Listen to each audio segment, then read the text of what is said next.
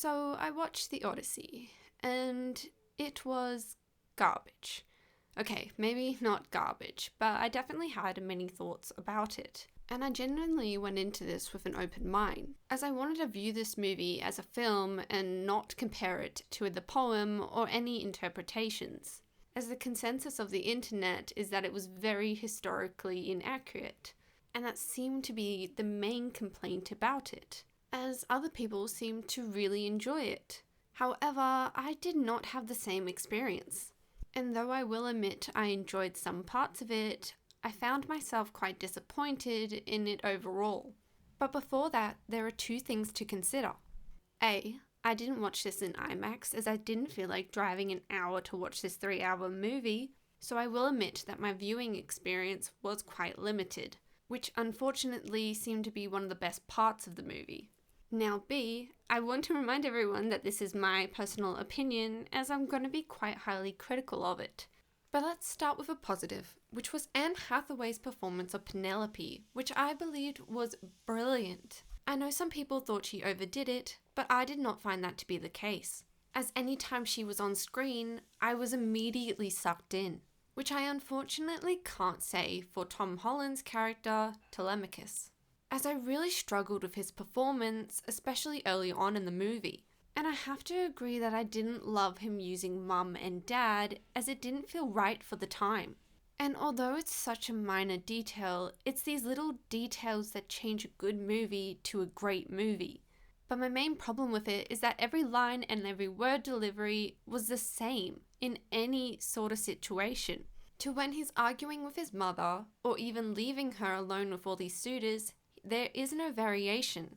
It's to the point that I even liked Robert Pattinson's character more than his, even though he's a scumbag.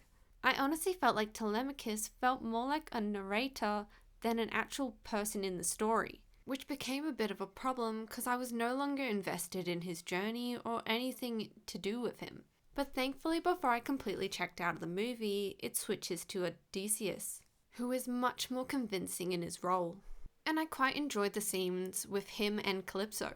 Now, I know many people kind of bashed on Calypso's outfits and stuff, but honestly, I didn't feel it was that bad, especially when compared to some of the other outfit choices that were made. Like, sure, it's not great, but it's not the worst thing ever. Though there is one scene with Calypso that I think was completely unnecessary, as she just repeats something she's already said, which was to tell her what he does remember.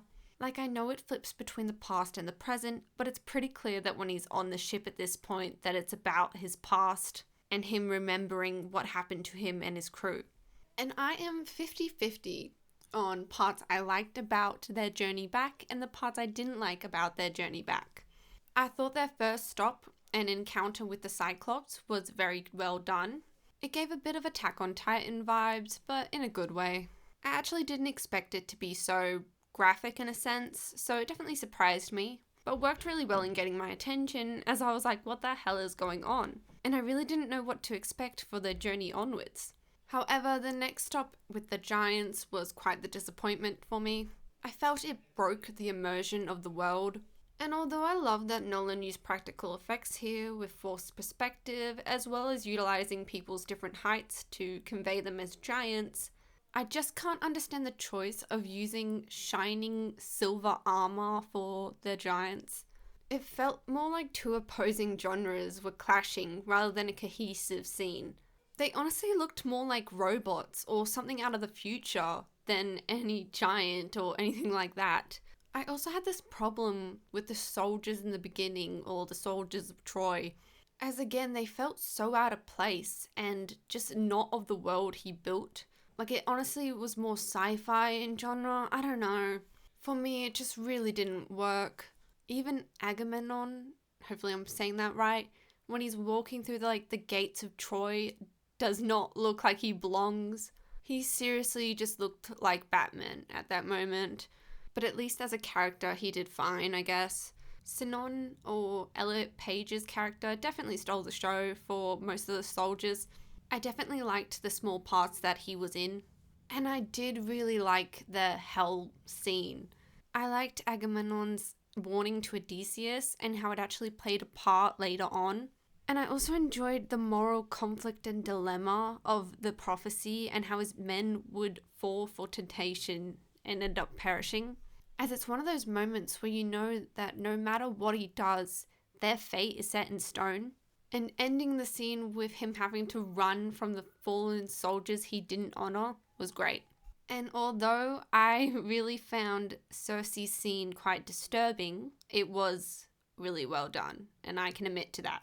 Them turning into pigs was like too realistic for me, but I can appreciate the art of it.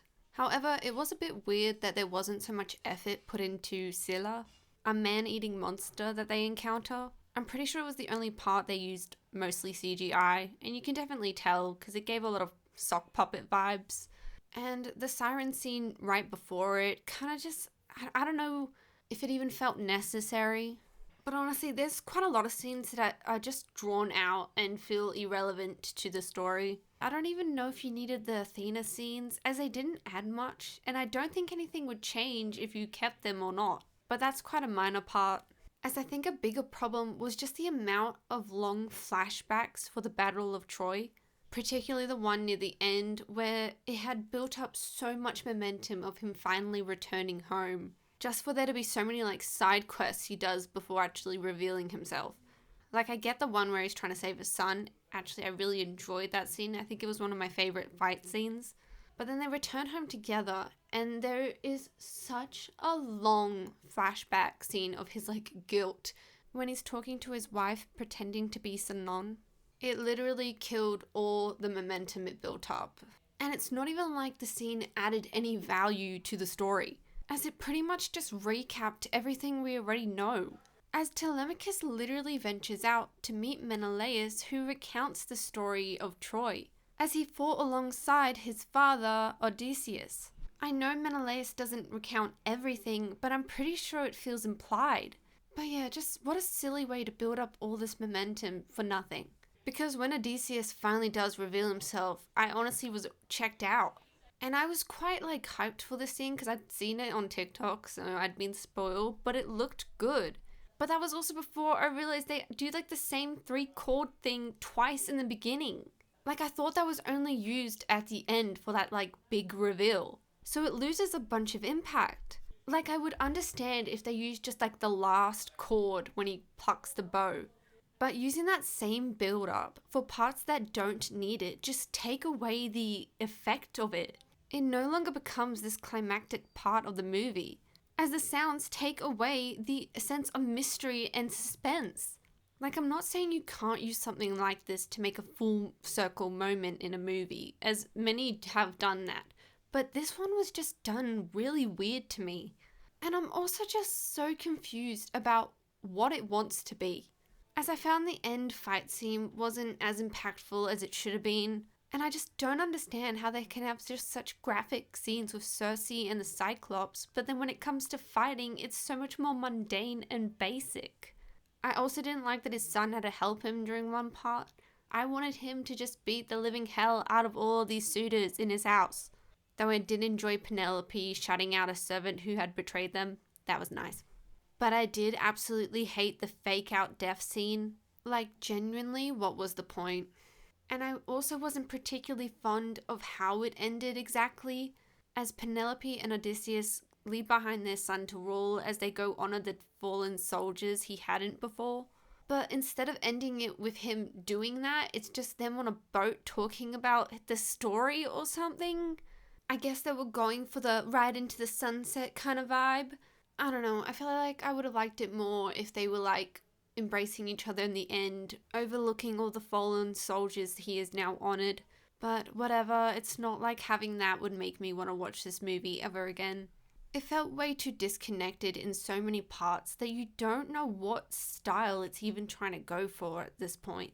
And unfortunately, I think this movie fell into the trap of its long runtime, where it felt the need to over-explain things to just fill in the length. And honestly, if he really wanted to make a movie like this, he should have just called it something else rather than attaching this name to it. As I feel if it was just loosely based off the story, people wouldn't have had such a backlash to it. Except for people like me who just didn't like it. But that's my thoughts, feelings, and emotions on the Odyssey. What's yours?